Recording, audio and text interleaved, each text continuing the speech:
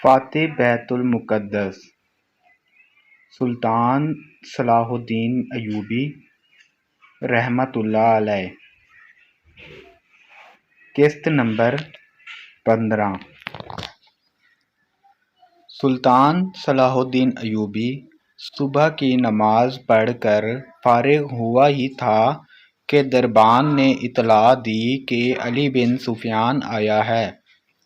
سلطان دوڑ کر باہر نکلا۔ اس کے منہ سے علی بن سفیان کے سلام کے جواب سے پہلے یہ الفاظ نکلے: ادھر کی کیا خبر ہے؟ ابھی تک خیریت ہے؟ علی بن سفیان نے جواب دیا، مگر سوڈانی لشکر میں بے اطمینانی بڑھتی جا رہی ہے۔ میں نے اس لشکر میں اپنے جو مخبر چھوڑے تھے ان کی اطلاعوں سے پتہ چلا ہے کہ ان کے ایک بھی کماندار نے قیادت سنبھال لی تو بغاوت ہو جائے گی۔ صلاح الدین ایوبی اسے اپنے خیمے میں لے گیا۔ علی بن سفیان کہہ رہا تھا، ناجی اور اس کے سرکردہ سالاروں کو تو ہم نے ختم کر دیا ہے، لیکن وہ مصری فوج کے خلاف سوڈانیوں میں نفرت کا جو زہر پھیلا گئے تھے اس کا اثر ذرا بھی کم نہیں ہوا۔ ان کی بے اطمینانی کی دوسری وجہ ان کے سالاروں کی گمشدگی ہے۔ میں نے اپنے مخبروں کی زبانی یہ خبر مشہور کرا دی ہے کہ ان کے سالار باحرہ روم کے محاذ پر گئے ہوئے ہیں، مگر امیر محترم مجھے شک ہوتا ہے کہ سوڈانیوں میں شکوک اور شبہات پائے جاتے ہیں، جیسے انہیں علم ہو گیا ہے کہ ان کے سالاروں کو قید کر لیا گیا ہے یا مار دیا گیا ہے۔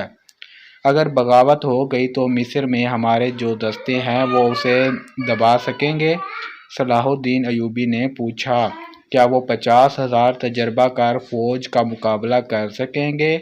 مجھے شک ہے، مجھے یقین ہے کہ ہماری قلیل فوج سوڈانیوں کا مقابلہ نہیں کر سکے گی۔ علی بن سفیان نے کہا، میں اس کا بندوبست کر آیا ہوں۔ میں نے عالی مقام نور الدین زنگی کی طرف 2 تیز رفتار قاصد بھیج دیے ہیں۔ میں نے پیغام بھیجا ہے کہ مصر میں بغاوت کی فضا پیدا ہو رہی ہے اور ہم نے جو فوج تیار کی ہے وہ تھوڑی ہے اور اس میں آدھی فوج محاذ پر ہے۔ متوقع بغاوت کو دبانے کے لیے ہمیں کمک بھیجی جائے۔ مجھے ادھر سے کمک کی امید کم ہے۔ سلطان ایوبی نے کہا، پرسوں ایک قاصد یہ خبر لایا تھا کہ زنگی نے فرینکو پر حملہ کر دیا تھا۔ یہ حملہ انہوں نے ہماری مدد کے لیے کیا تھا۔ فرینکو کے امراء اور فوجی قائدین باحرہ روم میں صلیبیوں کے اتحادی بیڑے میں تھے اور فرینکو کی کچھ فوج مصر میں داخل ہو کر عقب سے حملہ کرنے اور ہمارے سوڈانی لشکر کی پشت پناہی کے لیے مصر کی سرحد پر آ گئی تھی۔ محترم زنگی نے ان کے ملک پر حملہ کر کے ان کے سارے منصوبے کو ایک ہی وار میں برباد کر دیا ہے اور شاہ فرینک کے بہت سے علاقے پر قبضہ کر لیا ہے۔ انہوں نے صلیبیوں سے کچھ رقم بھی وصول کی ہے۔ صلاح الدین ایوبی خیمے کے اندر ٹہلنے لگا، جذباتی لہجے میں بولا، سلطان زنگی کے قاصد کی زبانی وہاں کے کچھ ایسے حالات معلوم ہوئے ہیں جنہوں نے مجھے پریشان کر رکھا ہے۔ کیا اب صلیبی ادھر پناہ یلغار کریں گے؟ علی بن سفیان نے پوچھا، مجھے صلیبیوں کی یلغار کی ذرا بھر پرواہ نہیں۔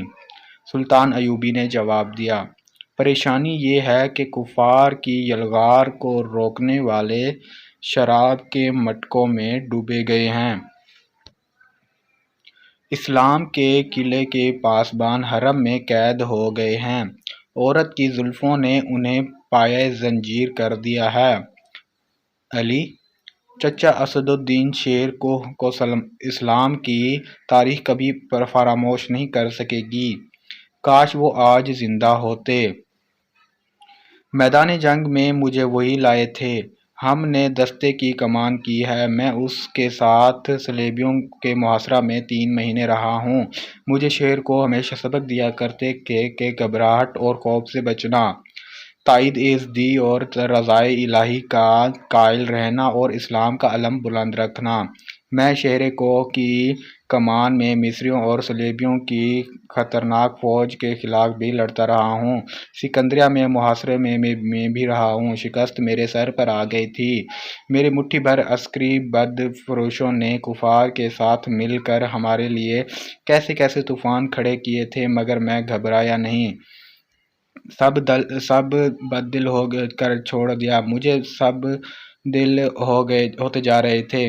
میں نے کس طرح ان کے حوصلے اور جذبے کو تر و تازہ رکھا، یہ میں ہی جانتا ہوں یا میرا اللہ جانتا ہے۔ تاخیر چچا شیر کو نے حملہ آور ہو کر محاصرہ توڑا، تم یہ اچھی طرح جانتے ہوگے۔ ایمان کچھ یاد ہے سلطان؟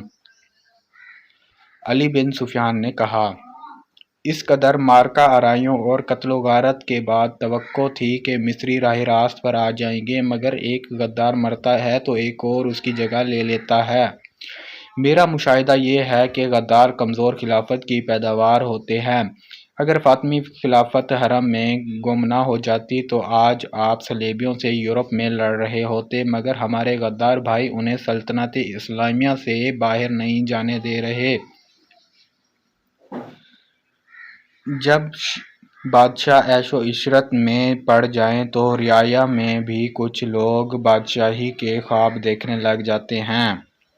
وہ کفار کی طاقت اور مدد حاصل کرتے ہیں۔ ایمان فروشی میں وہ اس قدر اندھے ہو جاتے ہیں کہ کفار کے عزائم اور اپنی بیٹیوں کی عصمتوں تک کو بھلا دیتے ہیں۔ مجھے ہمیشہ ان لوگوں سے ڈر آتا ہے۔ سلطان صلاح الدین ایوبی نے کہا، اللہ نہ کرے اسلام کا نام جب بھی ڈوبا مسلمانوں کے ہاتھوں سے ڈوبا۔ ہماری تاریخ غداروں کی تاریخ بنتی جا رہی ہے۔ یہ رجحان بتا رہا ہے کہ ایک روز مسلمان جو برائے نام مسلمان ہوں گے اپنی سرزمین کفار کے حوالے کر دیں گے۔ اگر اسلام زندہ رہا تو وہاں مسجدیں کم اور کعبہ خانہ زیادہ ہوں گے۔ ہماری بیٹیاں صلیبیوں کی طرح بال کھلے چھوڑ کر بے حیا ہو جائیں گی۔ کفار انہیں اسی راستے پر ڈال رہے ہیں، بلکہ ڈال چکے ہیں۔ اب مصر سے پھر وہی طوفان اٹھ رہا ہے۔ علی، تم اپنے محکمے کو اور مضبوط اور وسیع کر لو۔ میں نے اپنے رفیقوں سے کہہ دیا ہے کہ دشمن کے علاقوں میں جا کر شب خوروں مارنے اور خبریں لانے کے لیے تنومند اور ذہین جوانوں کا انتخاب کرے۔ صلیبی اس محاذ کو مضبوط اور پراسرار بنا رہے ہیں۔ تم فوری طور پر جا کر جاسوسی کرو، جنگ کی تیاری کرو۔ فوری طور پر کرنے والا کام یہ ہے کہ سمندر سے کئی ایک صلیبی بچ کر نکلے ہیں، ان میں زیادہ تر زخمی ہیں، اور جو زخمی نہیں وہ کئی دن سمندر میں ڈوبنے اور تیرنے کی وجہ سے زخمیوں سے بدتر ہیں۔ ان سب کا علاج معالجہ ہو رہا ہے، میں نے سب کو دیکھا ہے، تم بھی انہیں دیکھ لو اور اپنی ضرورت کے مطابق ان سے معلومات حاصل کرو۔ سلطان صلاح الدین ایوبی نے دربان کو بلا کر ناشتے کے لیے کہا اور علی بن سفیان سے کہا، کل کچھ زخمی اور کچھ بھلی لڑکیاں میرے سامنے لائی گئی تھیں۔ 6 تو سمندر سے نکلے ہوئے قیدی تھے، ان میں ایک پر مجھے شک ہے کہ وہ سپاہی نہیں، رتبے اور عہدے والا آدمی ہے۔ سب سے پہلے اسے ملو۔ 5 تاجر 7 عیسائی لڑکیوں کے ساتھ لائے تھے۔ اس نے علی بن سفیان کو لڑکیوں کے متعلق وہی کچھ بتایا جو تاجروں نے بتایا تھا۔ سلطان ایوبی نے کہا، میں نے لڑکیوں کو دراصل حراست میں لیا ہے، لیکن انہیں بتایا ہے کہ میں انہیں پناہ میں لے رہا ہوں۔ لڑکیوں کا یہ کہنا ہے کہ وہ غریب گھرانوں کی لڑکیاں ہیں، اور پھر ان کا یہ بیان انہیں ایک جلتے ہوئے جہاز میں سے کشتی میں بٹھا کر سمندر میں اتارا گیا اور کشتی انہیں ساحل پر لے آئی، مجھے شکوک میں ڈال رہا ہے۔ میں نے انہیں الگ خیمے میں رکھا ہے اور سنتری کھڑا کر دیا ہے۔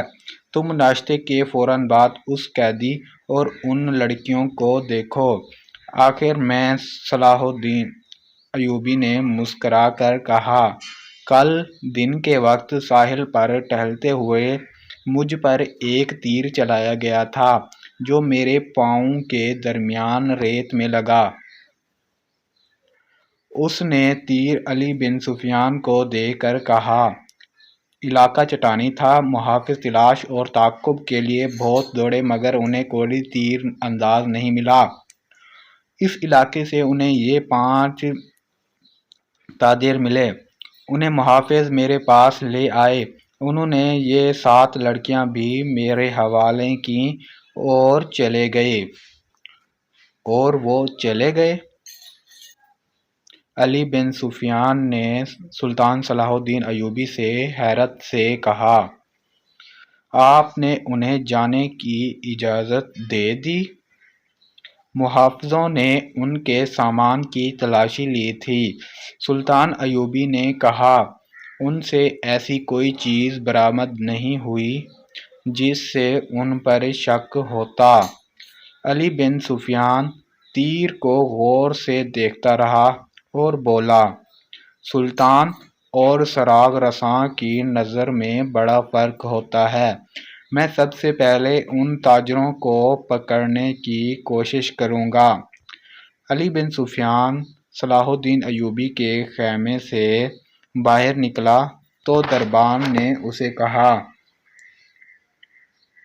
یہ کماندار اطلاع لایا ہے کہ کل 7 عیسائی لڑکیاں قید میں آئی تھیں، ان میں سے ایک لاپتہ ہے، کیا سلطان کو یہ اطلاع دینا ضروری ہے؟ یہ کوئی اہم واقعہ تو نہیں کہ سلطان کو پریشان کیا جائے؟ علی بن سفیان گہری سوچ میں پڑ گیا۔ کماندار جو اطلاع دینے آیا تھا اس نے علی بن سفیان کے قریب آ کر آہستہ سے کہا، ایک عیسائی لڑکی کا غائب ہو جانا اتنا اہم واقعہ نہیں، مگر اہم یہ ہے کہ فخر المصری نام کا کماندار بھی رات سے لاپتہ ہے۔ رات کے سنتریوں نے بتایا ہے کہ وہ لڑکیوں کے خیمے تک گیا تھا، وہاں سے زخمیوں کے خیمے کی طرف گیا اور پھر کہیں نظر نہیں آیا۔ رات وہ گشت پر نکلا تھا۔ علی بن سفیان نے ذرا سوچ کر کہا، یہ اطلاع سلطان تک ابھی نہ جائے، رات کے اس وقت کے تمام سنتریوں کو اکٹھا کرو۔ جب فخر گشت پر نکلا تھا اس نے سلطان ایوبی کے محافظ دستے کے کماندار سے کہا کہ کل سلطان کے ساتھ جو محافظ ساحل تک گئے تھے انہیں لاؤ۔ وہ وہیں تھے۔ چاروں سامنے آ گئے تو علی بن سفیان نے انہیں کہا، کل جہاں تم نے تاجروں اور لڑکیوں کو دیکھا تھا وہاں فوراً پہنچو، اگر وہ تاجر ابھی تک وہیں ہیں تو انہیں حراست میں لے لو اور وہیں میرا انتظار کرو، اور اگر جا چکے ہوں تو فوراً واپس آ جاؤ۔ محافظ روانہ ہو گئے تو علی بن سفیان لڑکیوں کے خیمے تک گیا۔ کچھ لڑکیاں باہر بیٹھی تھیں اور سنتری کھڑا تھا۔ علی نے لڑکیوں کو اپنے سامنے کھڑا کر کے عربی زبان میں پوچھا، 7ویں لڑکی کہاں ہے؟ اگلی قسط دیکھنے کے لیے اگلی ویڈیو کا انتظار کریں اور ہمارا چینل سبسکرائب کر لیں۔ شکریہ۔